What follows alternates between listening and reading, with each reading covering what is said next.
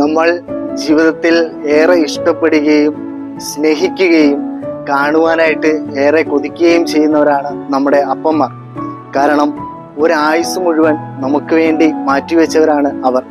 സ്നേഹവും കരുതലും വാത്സല്യവും നൽകി അവരെ എപ്പോഴും നമ്മെ ജീവിക്കുവാനായിട്ട് പ്രചോദിപ്പിക്കുന്നുണ്ട്.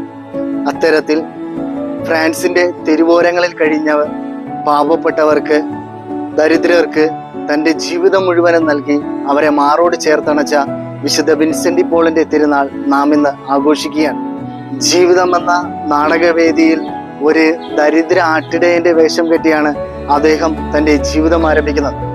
പക്ഷേ ദൈവം അദ്ദേഹത്തെ അൽത്താരയുടെ വിശുദ്ധിയിലേക്ക് ക്രിസ്തുവിന്റെ പ്രതിപുരുഷനായി ക്ഷണിക്കുകയും അതോടൊപ്പം തന്നെ തൻ്റെ അജഗണത്തെ അദ്ദേഹത്തിന് ഭരമേൽപ്പിക്കുകയും ചെയ്യുന്നു.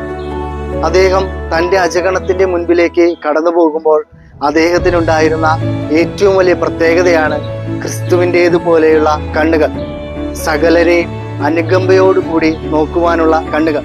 ഇത്തരത്തിൽ തൻ്റെ ജീവിതത്തെ മുഴുവൻ മറ്റുള്ളവർക്കായി സമർപ്പിച്ച വിശുദ്ധനെ സഭ പരസ്നേഹ പ്രവൃത്തികളുടെ മധ്യസ്ഥനായാണ് വണങ്ങുന്നത്. മത്തായിയുടെ വിശുദ്ധ സുവിശേഷം 9-ാം അധ്യായം 36-ാമത്തെ വാക്യം പ്രകാരം നമ്മളെ ഓർമ്മിപ്പിക്കുന്നുണ്ട്. യേശുവിന് അവരുടെ മേൽ അനുകമ്പ തോന്നി.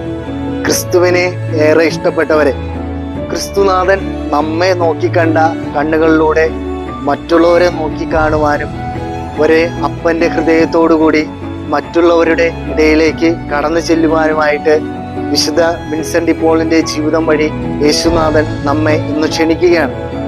വിശുദ്ധ വിൻസെന്റ് പോൾ ഇപ്രകാരം പറയുന്നുണ്ട്: എല്ലാ കാര്യത്തിലും എല്ലാ നിമിഷത്തിലും യേശുനാഥനെ പിൻചെല്ലുക.